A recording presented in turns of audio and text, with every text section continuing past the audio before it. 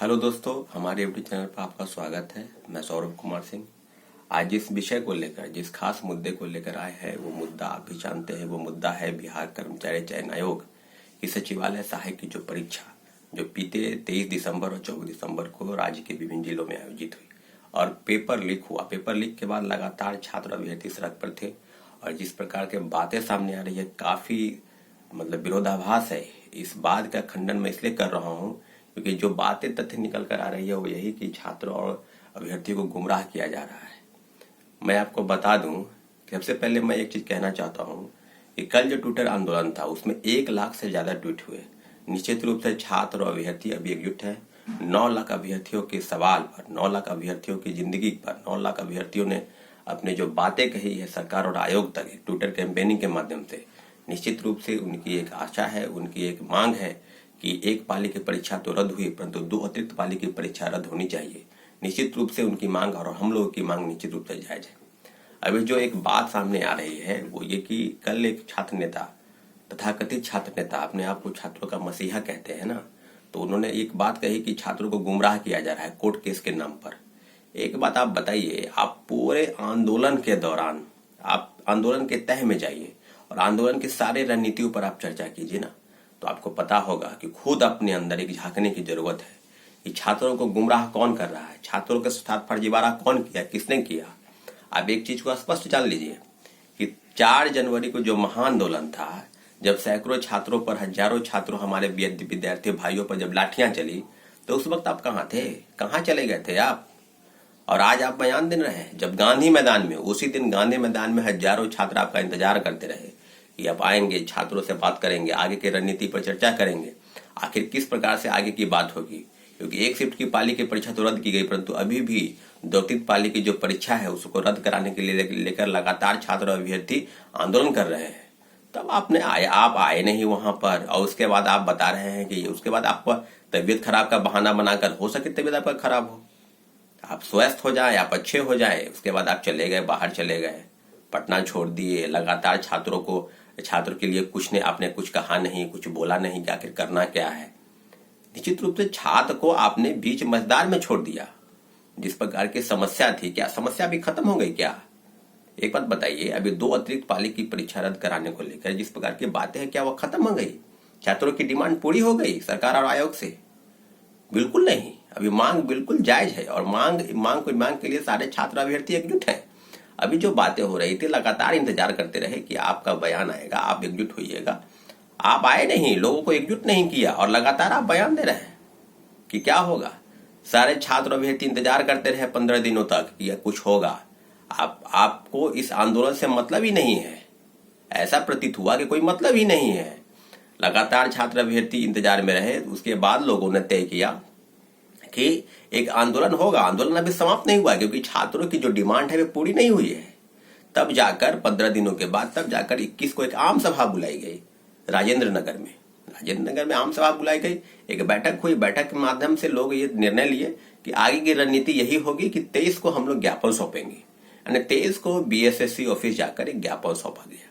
ज्ञापन सौंपने के बाद यह निर्णय हुआ कि 29 को प्रेस कॉन्फ्रेंस था, 29 को प्रेस कॉन्फ्रेंस था गांधी मैदान में और 30 को हमने 7 दिन का अल्टीमेटम दिया कि सरकार और आयोग छात्रों की मांग जो है उसको पूरा करने के लिए एक प्रतिबद्ध अगर लगता है पेपर, निश्चित रूप से पेपर लीक हुआ है क्योंकि 23 की प्रथम पाली में आपने प्रश्न पत्र आउट हुआ, आपने माना कि परीक्षा के दौरान ही प्रश्न पत्र आउट है, तो उसी प्रकार से 23 के दूसरी पाली और 24 के भी प्रथम पाली के प्रश्न पत्र परीक्षा के दौरान ही, examination and before the examination, सारे प्रश्न पत्र परीक्षा के दौरान ही आउट थे। तो आपने ये कैसे तय कर लिया कि एक पाली की परीक्षा रद्द की जाएगी या दो अतिरिक्त पाली की परीक्षा रद्द नहीं की जाएगी? निश्चित रूप से छात्रों की मांग बिल्कुल जायज है और हाँ, छात्र अभ्यर्थी, मैं खुद एक छात्र हूँ, मेरा भी पेपर हुआ है। क्या हम अपनी लड़ाई के लिए, क्या हम लोग अपनी लड़ाई के लिए, तब जाकर निर्णय हुआ कि आगे की लड़ाई लड़ी जाएगी। और एक अन्य डिबेट में सबसे आश्चर्य की बात तो ये है कि 30 को एक महाआंदोलन था, सब लोग जानते थे, कोई ऐसा नहीं है कि नहीं जानता था। जितने भी छात्र अभ्यर्थी थे बिहार के या इस परीक्षा में सम्मिलित होने वाले, देश के विभिन्न कोनों में रहने वाले, उनको पता था कि 30 को बीएसएससी ऑफिस का घेराव का कार्यक्रम है, शांतिपूर्वक आंदोलन होगा, निश्चित रूप से होगा। तो क्या एक वीडियो बनाकर छात्रों से अपील करने की आपके पास फुर्सत नहीं है? और घूमने का आपको समय है? छात्र अभ्यर्थी अगर आज एकजुट है और अपनी मांगों अब अपने अधिकारों के लिए, क्या एक व्यक्ति का आंदोलन है क्या? बिल्कुल नहीं, किसी एक व्यक्ति का आंदोलन नहीं है। ये आंदोलन लाखों युवाओं के भविष्य का आंदोलन है, एकजुट होने का आंदोलन है। क्योंकि बिहार के सारी परीक्षाओं में धांधली चल रही है। ये सिर्फ बीएसएससी का मामला नहीं है, सारी परीक्षाओं में कोई भी ऐसा परीक्षा नहीं है बिहार में, चाहे वो एसएससी का हो, चाहे दरोगा का हो, चाहे इन्फोर्समेंट का हो, चाहे राज्य की सबसे बड़ी परीक्षा बीपीएससी, उसका भी प्रश्न पत्र आउट हो गया। तो लगातार छात्र अभ्यर्थी परेशान है कि छात्रों के अधिकार की लड़ाई के लिए लड़ाई निश्चित रूप से लड़ी जाएगी। और जब ये बात हमने एक वीडियो के माध्यम से पूछा कि आगे क्या किया जाएगा, लोगों का कहना था कि लड़ाई भी लड़ी जाएगी और उसके बाद जो है सो कोर्ट भी केस किया जाएगा। एक अश्वनी नाम का एक लड़का जाके कहीं ना कहीं फाइल कर दिया हम लोग से बिना बातचीत किए हुए। हम लोग ने उसके कहा कि ठीक है, आप तुम्हारी मदद की जाएगी, एविडेंस दिया जाएगा, ड्राफ्टिंग केस में कैसे मजबूत होगा उसको ड्राफ्टिंग किया जाएगा। तो मात्र 2 लोग पिटिशनर वो बने हैं, वो लोग।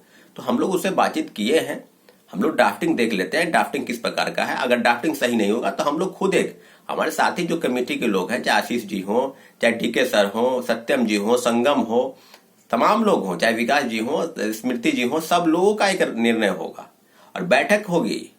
12 के बाद निश्चित रूप से बैठक बुलाई जाएगी कि आखिर छात्र अभ्यर्थी अपने अगर कोर्ट का दरवाजा खटखटाते हैं, आंदोलन करते हैं, एकजुट हो रहे हैं, तो इसमें गलत क्या है भाई?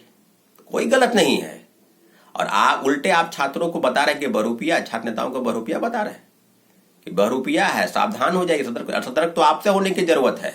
लोग सतर्क हो गए हैं, लोग पहचान गए हैं कि क्या है। आप छात्रों के साथ फर्जीवाड़ा करके आप भाग गए और एक बयान नहीं दी। अनडिबेट में आप बता रहे थे बिहार तक में, उस चैनल में हम भी जुड़े थे, थोड़ी देर के बाद हम भी जुड़े। तो लोगों ने बताया कि वो बता रहे थे कि उनको आंदोलन के बारे में पता नहीं है। जब एंकर ने पूछा कि 30 को महाआंदोलन है तो उसने कहा कि मुझे पता नहीं है, मुझे जानकारी नहीं है। वाह, आपको जानकारी नहीं है कि 30 को महाआंदोलन है? क्या आप अपील नहीं कर सकते थे वीडियो बनाकर? अरे हमने लगातार छात्र अभ्यर्थियों को एकजुट किया, चाहे किसी का भी नेतृत्व रहे, लेकिन छात्र अभ्यर्थी एकजुट रहेंगे अपनी मांग और अधिकार के लिए। मैं क्या, कोई भी व्यक्ति नहीं, सब लोग एकजुट है। अगर हम आज बोल देंगे कि आज हम आंदोलन नहीं करेंगे तो क्या आप आंदोलन को छोड़ देंगे? निश्चित नहीं आप छोड़ेंगे आंदोलन को। निश्चित रूप से आपकी बात है, 9 लाख अभ्यर्थियों की बात है, उनके अधिकार और हक की लड़ाई की बात है। क्या जिस प्रकार की व्यवस्था बिहार में बन चली है, क्या इस प्रकार की बातें होगी? और लगातार गुमराह किया जा रहा है कि इस तरह की बातें नहीं, आप ये करवा दीजिए के कोर्ट के। क्या कोर्ट का दरवाजा खटखटाना कौन सा गलत बात है भाई? और कोर्ट में काफी पैसे खर्च होते हैं। हमने कहा ना कि एडमिट कार्ड, आधार कार्ड लाइए, तभी तो एक पिटिशनर बनेगा, तभी तो सब लोग जाएंगे। एक 2 लोग कर दिए हैं, पिटीशन फाइल कर दिए हैं, तो कम से कम 25-50 लोग रहेंगे उसमें, तभी तो केस मजबूत होगा, अन्यथा केस हल्का हो जाएगा। हम लोग के पास पूरा पुख्ता सबूत है। हम लोग कोर्ट का दरवाजा इसलिए खटखटाना चाहते हैं। और आप लगातार इस तरह का बात बोल रहे हैं। उस दिन से आपको पता नहीं था जब छात्र अभ्यर्थी एकजुट हुए, जब अपनी मांग अधिकार को लेकर, और ये भी बात तय है कि 12 के बाद एक बैठक बुलाई जाएगी कि 12 के बाद, क्योंकि 12 तक अभी किसी को डिस्टर्ब नहीं करना है। मेरा भी परीक्षा है बीपीएससी का और सभी लोगों का परीक्षा है, तो 12 तक अभी तक किसी को डिस्टर्ब नहीं करना है। इतना जरूर है कि 12 के बाद एक बैठक बुलाई जाएगी, चाहे 14 को, 15 को, सब कमेटी के द्वारा हम लोग बैठ के तय करेंगे कि कब बैठक बुलाई जाएगी। और उस बैठक में जो निर्णय होगा उसी निर्णय के अनुरूप हम लोग काम करेंगे। लेकिन इस तरह का बयान देकर अपने आप को खुद शर्मिंदगी महसूस कीजिए कि किस तरह का बयान दे रहे हैं। अगर लगता है तुमको कि हम बहुत अच्छा बयान दे रहे हैं तो अपने गिरबान में झांको कि छात्रों को बीच मतदान में छोड़कर और भाग गए, और उसके बाद आज सवाल जब छात्र अपने अभ्यर्थी मांग के अधिकार के लिए आगे लड़ रहे हैं तो उस पर आप बयान दे रहे हैं। वाह! इसलिए आप छात्रों से, हमारे अभ्यर्थियों से, भाइयों से, बहनों से एक अपील है कि अपने अधिकार और हक की लड़ाई के लिए, नेतृत्व तो किसी का भी रहे, किसी का नेतृत्व नहीं है, छात्रों की लड़ाई है। छात्रों की आवाज बुलंद होनी चाहिए। छात्र एकजुट हैं और छात्र आगे भी एकजुट रहेंगे। निश्चित रूप से हम आपसे एक ही अपील करेंगे कि 12 के बाद जो बैठक बुलाई जाएगी उसमें सब कुछ निर्णय होगा। कोर्ट केस की भी बात की जा रही है, हम देख लेते हैं उसका ड्राफ्टिंग क्या है, तो हम लोग खुद अपील करेंगे। निश्चित रूप से सारी तैयारी चल रही है। कल आपको एक और जानकारी आपको दे दे कि कल हमारे साथी विकास जी और आशीष भाई कल गए थे संदीप सौरभ, जो पालीगंज के विधायक है, उनसे बातचीत की गई है कि जो भी असेंबली में क्वेश्चन होगा, यानी जो 24 तारीख से, शायद 24 से शुरू हो बजट सत्र, तो सत्र में हमारी बातों को वहां रखी जाएगी। तो सारी बातें हो रही है, कोर्ट लॉयर से भी बातचीत चल रही है, सारी बात हो गई है। आगे की तैयारी रणनीति जो होगी बैठक के बाद निर्णय लिया जाएगा। 12 के बाद बैठक होगी, एक पूरे सब लोगों का आना है बैठक में, और उस बैठक के बाद निर्णय लिया जाए कि आंदोलन क्या हो। आंदोलन भी करना है और कोर्ट का दरवाजा भी खटखटाएंगे।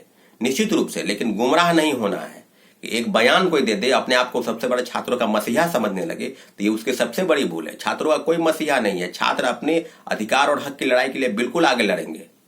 इसलिए अंतिम में हम यही कहेंगे अंत में कि एकजुट हो जाइए सब लोग, छात्र अभ्यर्थी सब एकजुट है और अपने अधिकार और हक की लड़ाई के लिए।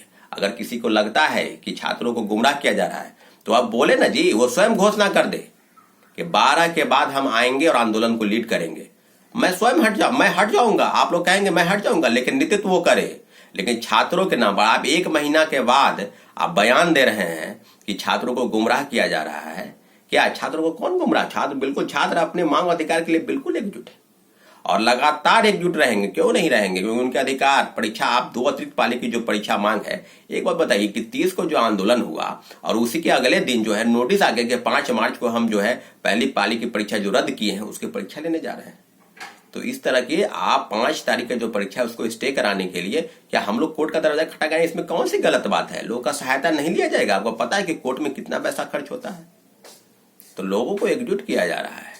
लगातार इस वीडियो के माध्यम से हमने यही बताया, यही कहना चाहते हैं कि कोई एक नेता बयान दे दे, कोई एक छात्र नेता बयान दे दे, उस बयान पर नहीं जाना है। आप लोगों को अपने अधिकार और हक की लड़ाई के लिए एकजुट होना है। निश्चित रूप से आप एकजुट है। 12 के बाद तय होगी तिथि, किस दिन बैठक है, कहां पर बैठक है। निश्चित रूप से सारी जानकारी और सब लोगों के साझा जो कार्यक्रम होंगे उसी के अनुसार आगे की रणनीति तय की जाएगी। निश्चित रूप से अगर हमारे चैनल को आपने सब्सक्राइब नहीं किया तो सब्सक्राइब कर दें, ताकि हमारी जो बातें हैं वो आप तक और अपने अधिकार की लड़ाई की जो है मांग है उसको हम तेज कर सके। निश्चित रूप से धन्यवाद। फिर मिलेंगे अगले वीडियो के लिए, तब तक के लिए आपका धन्यवाद।